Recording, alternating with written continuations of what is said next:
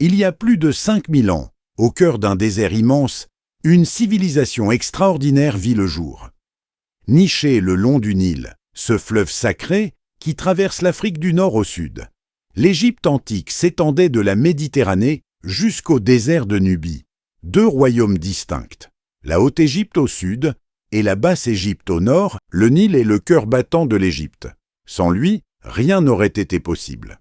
Chaque année, ces crues déposaient sur les rives une boue noire et fertile, le limon, qui permettait aux Égyptiens de cultiver blé, orge et lin en plein désert. Vu depuis l'espace, le contraste est saisissant. Un mince ruban vert serpentant au milieu d'un océan de sable.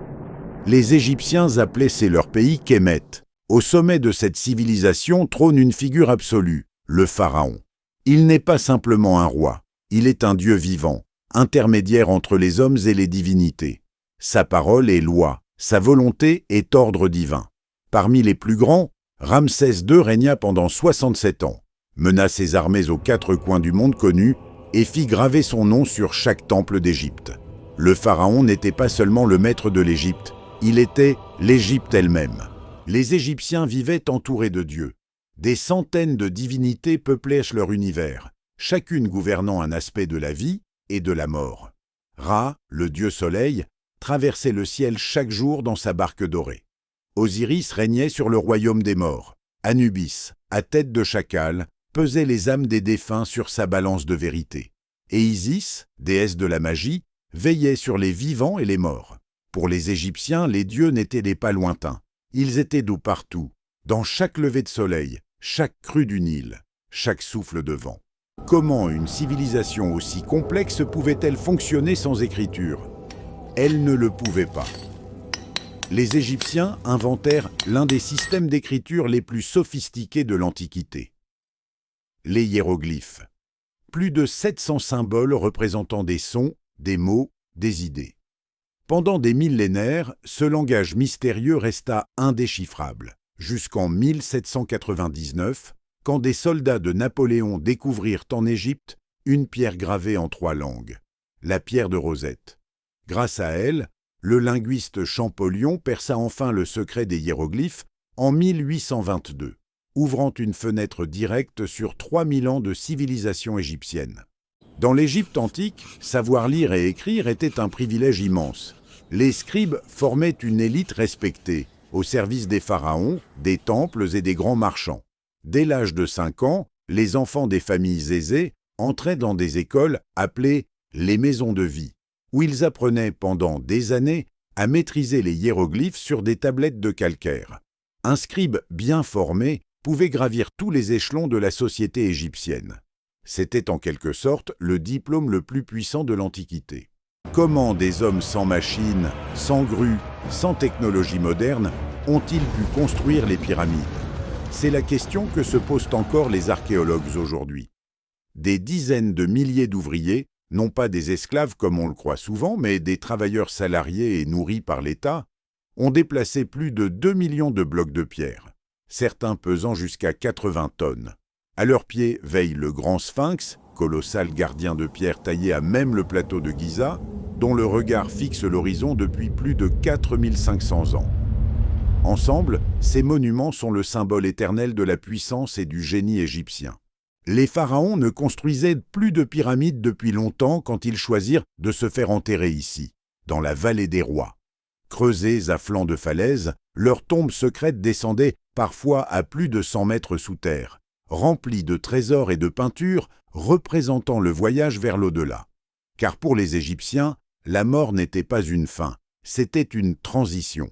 Le corps devait être préservé pour l'éternité grâce à la momification, un rituel complexe de 70 jours durant lequel les prêtres vidèrent le corps de ses organes, le traitaient au natron et l'enveloppaient de centaines de mètres de bandelettes de lin.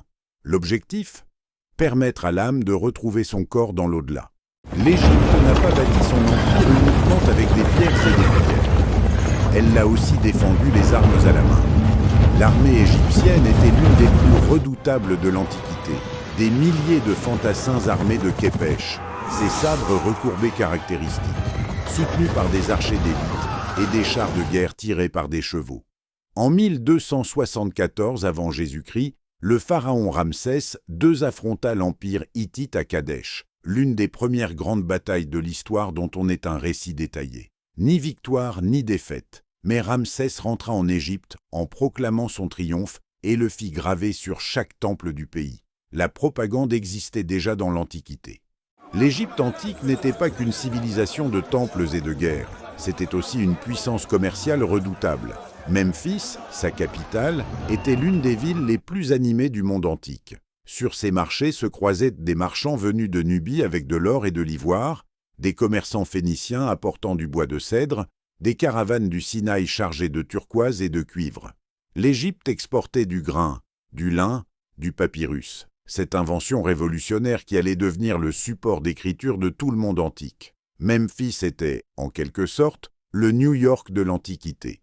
L'Égypte antique était aussi une civilisation d'une richesse artistique extraordinaire. Ses orfèvres étaient parmi les plus talentueux du monde antique, capables de transformer l'or, le lapis lazuli et la turquoise en bijoux d'une finesse stupéfiante. Colliers, bracelets, pectoraux royaux, scarabées en or, chaque pièce était bien plus qu'un ornement. C'était un objet sacré chargé de symboles et de protection divine. Quand Howard Carter ouvrit la tombe de Toutankhamon en 1922, il découvrit des milliers de ses chefs-d'œuvre intacts, des objets vieux de 3300 ans qui brillaient encore comme au premier jour. Les artistes égyptiens ne peignaient pas pour décorer, ils peignaient pour l'éternité. Chaque mur de tombe, chaque couloir de temple était recouvert de scènes minutieusement peintes selon des règles strictes et codifiées. Les personnages étaient toujours représentés de la même façon. Visage de profil, œil de face, épaules de face, jambes de profil. Un style reconnaissable entre tous qui traversa 3000 ans d'histoire sans jamais vraiment changer. Ces peintures ne sont pas que de l'art, ce sont des documents historiques uniques qui nous racontent la vie quotidienne, les croyances et les rêves d'un peuple disparu depuis des millénaires. À Luxor, ancienne capitale religieuse de l'Égypte, se dressent parmi les monuments les plus impressionnants de l'Antiquité. Les obélisques. Ces immenses aiguilles de granit rose, couvertes de hiéroglyphes de la base au sommet, pouvaient atteindre 30 mètres de hauteur et peser jusqu'à 300 tonnes.